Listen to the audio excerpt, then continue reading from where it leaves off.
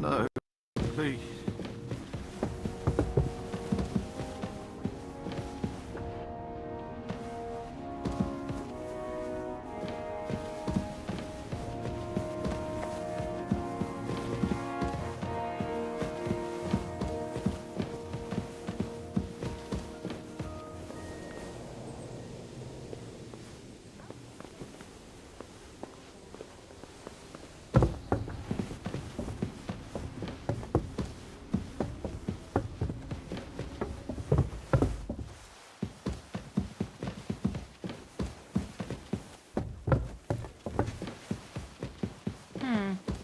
Who could have opened it? What's that I hear? I thought I told... So you're not going to leave? Very well then. Oh, that's the tough...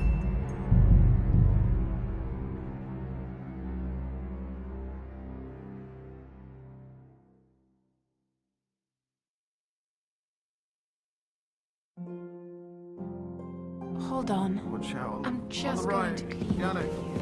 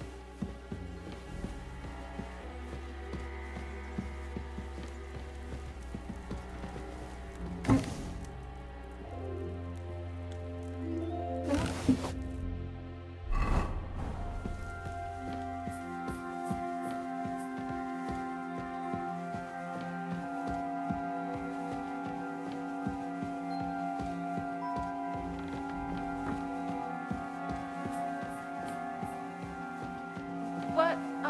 I closed that door. Why is it open?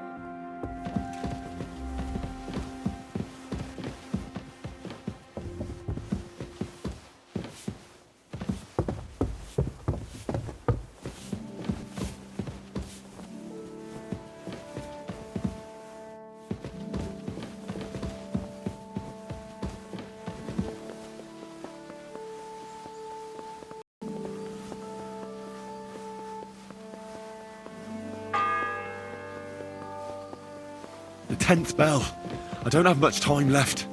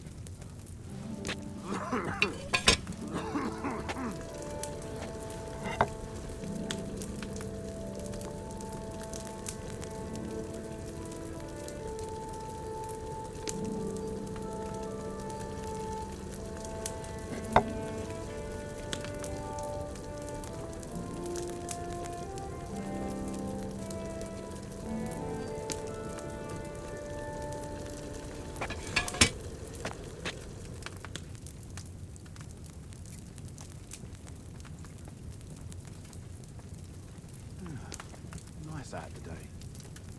Hope it'll last.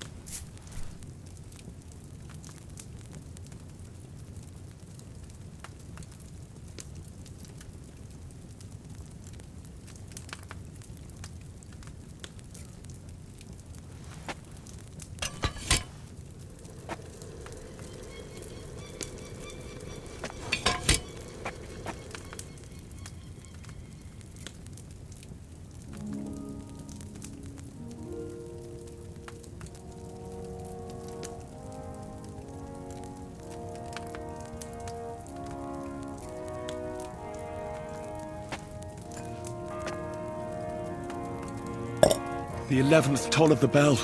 The last before the execution starts.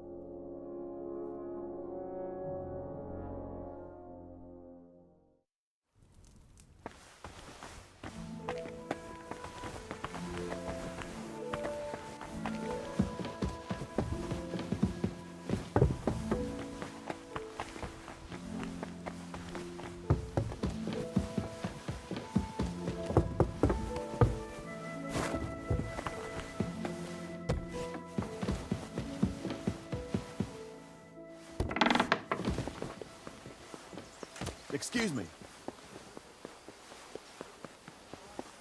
God bless.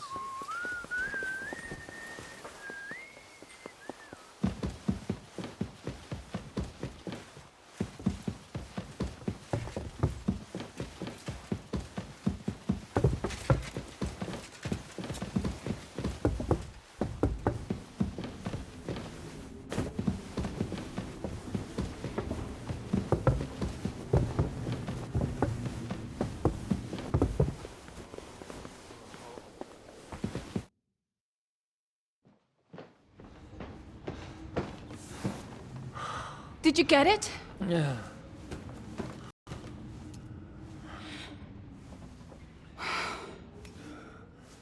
It will have to be diluted.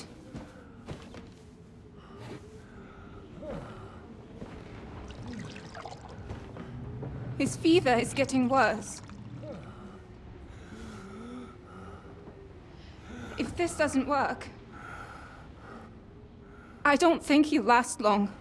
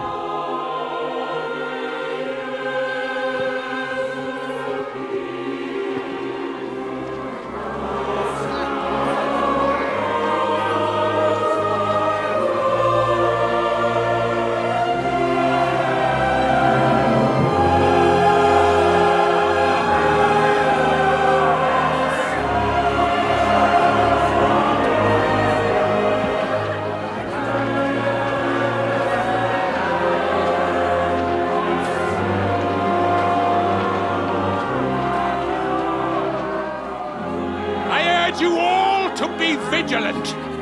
These days we have all sorts of vagabonds, drifters, outlaws and bandits roaming the country.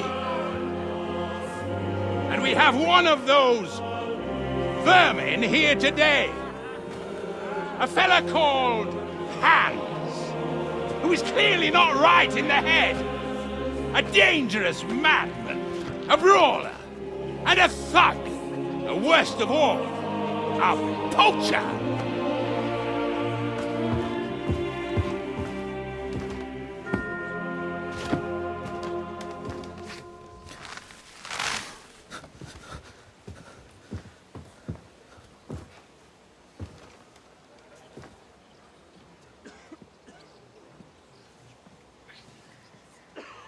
And so, for the damages he caused to our dear Lord Otto von Berghoff, he is sentenced to be hanged by the neck until dead! You can't execute this man. He's a noble. Captain Thomas here will testify that we're messengers from Rattay. What is this nonsense, for Christ's sake? It's true. I am Sir Hans Capon of Perkstein. Deal with it, for God's sake! But sir, the captain! Captain Thomas has a fever. He's clearly delirious. Seize them immediately. You can't do this! I am a nobleman, do you hear? A noble! Get your hands off me! You can't do this!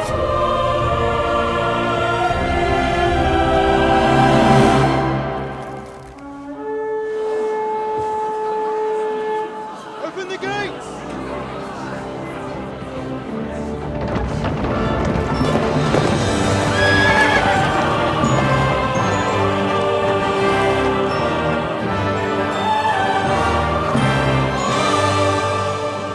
My lord. What the hell is going on? It was just a... It's a hanging. You can't hang him. He's a noble. That's for me to judge. Take him down! And for Christ's sake, help me off this horse!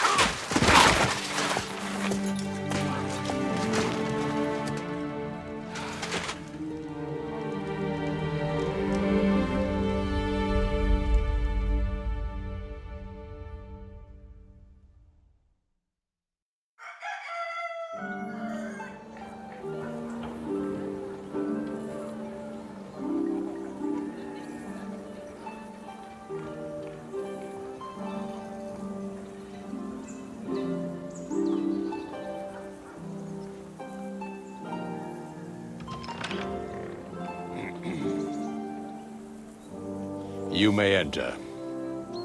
His lordship is expecting you.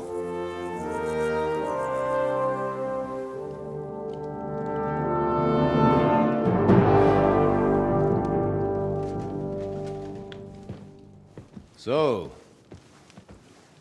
you're messengers from Rattay, huh?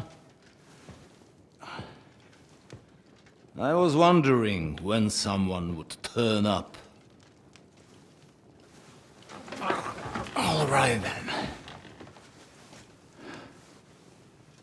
Let's hear it.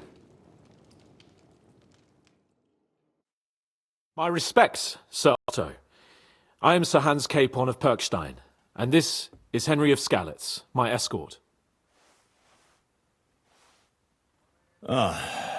Welcome to Trotsky, gentlemen.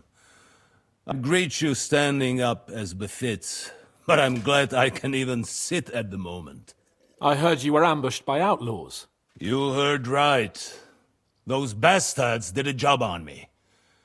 And I got out luckier than most. Almost all the others were killed, including my page and my surgeon. So there is no one here to heal me, and I will have to inform poor Albert's father that his son died in my service. I hope your health will soon be restored, sir. We shall see. But now, You tell me what happened here in Herrgott's Namen. Why did my chamberlain try to hang you, Lord Capon? In truth, the welcome we got from your Master Chamberlain was somewhat... how shall I put it?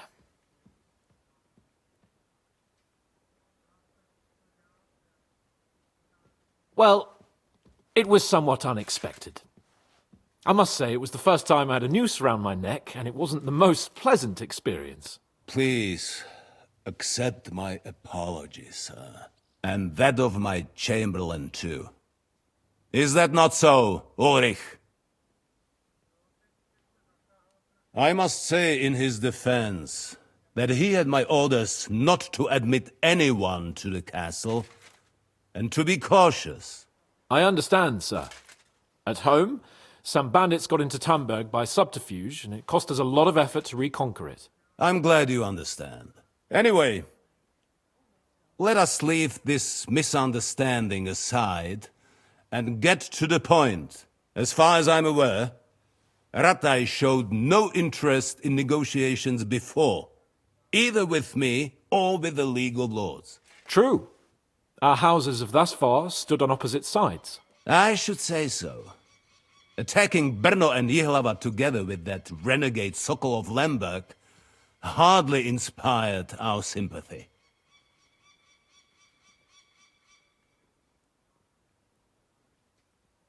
Now, we can all point the finger. Your League of Lords, on the other hand, abducted the king. Although I don't doubt you had your reasons, just as Sir Hanush did. We certainly had. The main one being that your Wenzel is an irresponsible drunkard and idler who is hurting the Empire by his inactivity. But let us leave that aside. Tell me, what does Sir Hanush have on his mind? I'm all ears. Unfortunately, during the ambush, we lost the letter we were carrying, so you'll have to make do with my word of mouth. All right.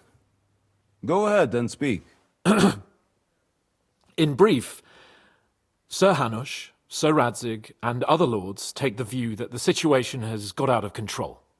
And that's of no benefit to anyone in Bohemia, neither Wenceslas's supporters or the League of Lords. King Sigismund's actions will not lead to instilling greater order than under King Wenceslas. Quite the contrary. Let us say that maybe. What arises from it? Sir Hanush and the other lords on our side are interested in knowing what the stance of the League of Lords is at this moment, and whether they haven't perhaps reevaluated some things. In other words, whether I might betray Sigismund.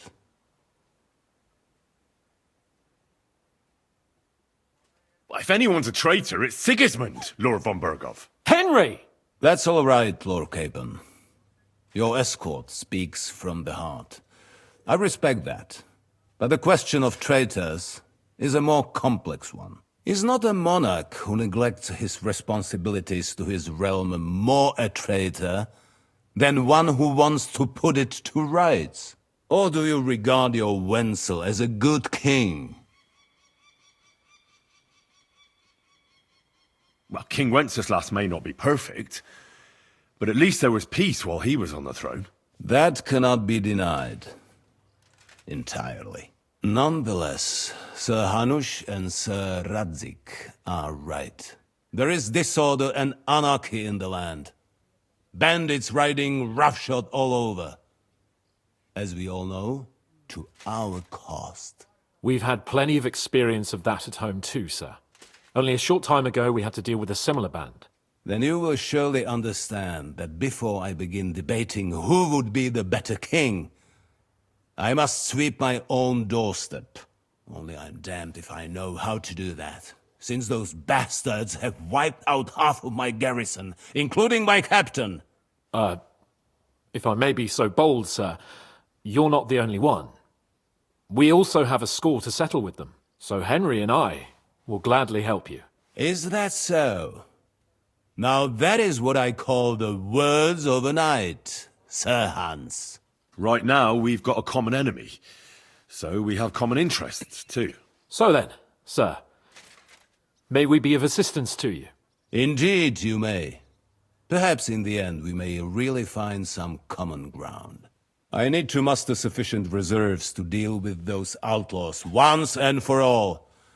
I'm summoning my vassals here to Trotsky. And since I don't have many men left to send as messengers, I will gladly accept your help. Just say the word, sir. Where should we go? You'll go to Nebakov, a small castle, or rather fortress among the cliffs. The yeoman there, Jaromir Nebak, is an old hardhat and may not be very willing to fulfill his obligations. It would be useful if an eloquent noble like yourself visited him to explain him clearly why I need his whole garrison. Who is this Lord Nebak? The lord of a smaller house with not much in the way of estates, just a fortress and lands, but he also owns a mill that provides a significant part of his income. His children are grown up. His daughter married well, thanks to Sir Otto. His son is away from the domain, dealing with duties. Sir Otto helped him to acquire an official position. In short, the House of Nebak is more than beholden to Sir Otto for his magnanimous help and support. Thank you, Ulrich. Nevertheless, I suspect Jaromir will not be keen to charge into battle. But that is of little consequence. He has a few good men who will be useful. That will do us. If he delivers, I will regard his obligation as fulfilled. What should we do if he's unwilling to heed what we say? His house has always been loyal to mine. And it has always been more than worth their while. So tell him that I would like it to remain so. I do not expect any great obstacles, but it would be wise to show Sir Jaromir respect by sending him someone of status. He will take his time over being persuaded, and then concur, as he always has done. I'll get to him somehow, sir. I expect nothing less from you. Is the route safe? As I said, the fortress is in the wilderness amongst the cliffs. There are many places where outlaws may be hiding, so watch out. Don't worry, sir. I have Henry here by my side for such situations. Is that all, sir? It's no simple task. Knowing Jaromir, if I sent a common messenger, he'd come back with a boot print on his backside. Dealing with the lower nobility can be tricky. They tend to be fixated on their own somewhat fragile status. We'll take care of it, sir. Count on us. All right. We'll head out as soon as possible. Let's not delay our diplomatic mission unnecessarily. Very well. I think that is all for now. The Chamberlain will show you where you can put your heads down, and he will supply you with horses. And once we have resolved this little digression, we shall talk about your own mission. Thank you, sir. May I ask something, Sir Otto? Oh. Ask away, young man. When you were ambushed, did you see those bandits? Would you recognize any of them? Henry, don't start with that again. Why do you ask? The thing is, when we were ambushed, I believe I saw among them one of the men we ran up against at home. Oh. What did he look like? Do you know his name? He's called István Toth, a Hungarian noble. He wears black armor, a stocky fella, around 40. I've already told you that's nonsense. How would he be here? You only saw him from a distance, from behind. You're imagining it. And why does this Toth interest you, young man? He was the leader of a band that made trouble for us in Sasau. And he has something that belongs to me. Interesting. Interesting. But I must disappoint you. I saw no one of that description. Thank you, sir. And sorry. I had to ask. I understand. And now I shall entrust you to the care of Ulrich here. and I shall look forward to the good tidings you bring me from Nebakov. Go with God, gentlemen. Thank you for everything, sir. The Lord be with you. There will be time enough yet for social niceties. Now there are more practical matters to deal with. Sir Otto has generously agreed to accommodate Lord Capon in one of his chambers. And you, Henry, shall also be accommodated, as befits your station. There, your, equipment shall also be returned to you, and you will find your horse in the stable. Nevertheless, his lordship takes the view that, as a noble's escort, you should have a befitting mount, and therefore he has kindly decided that you may take one of our horses, if you so wish. Gentlemen, follow me.